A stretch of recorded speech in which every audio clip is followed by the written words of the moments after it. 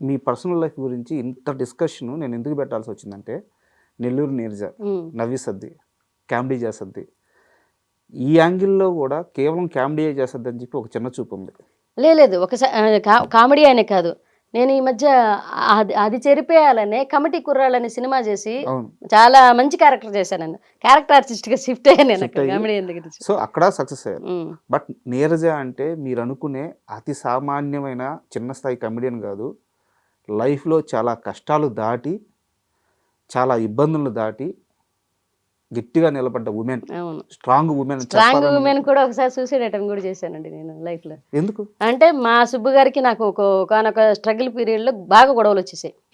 ఆ పీరియడ్‌లో. హ్మ్. హ్మ్. బాగా గొడవలొచ్చాయి. ఆ టైంలో మా వారు కొంచెం అంటే ఆక్వర్డ్‌గా బిహేవ్ చేశాడనమాట. నేను అది తీసుకోలేకపోయాను. హ్మ్. అంటే ఎళ్తే ఎళ్ళు, ఉంటే ఉండు. అంటే అతని మీద వచ్చి ఇబ్బందులు పడుతున్నాయి. నన్ను సానుకూలంగా మాట్లాడాల్సిన వ్యక్తి నన్ను కూడా ఇంకా బ్లేమ్ చేసడం మొదలుపెట్టాడండి. ఎళ్తే ఎళ్ళు, మా అమ్మ వాళ్ళు ఇలా అంటున్నారు, వాళ్ళు ఇలా అంటున్నారు, అందరూ ఇలా అంటున్నారు. ఈ సినిమా ఇండస్ట్రీకి వచ్చేసాము, ఎదగలేకపోతున్నాము. ఏంటి ఇలా ఉంది? ఇద్దరు బిడ్డలు చేతిలో ఉన్నారు. హ్మ్. మా ఇద్దరికి గొడవలొచ్చేసినాయి.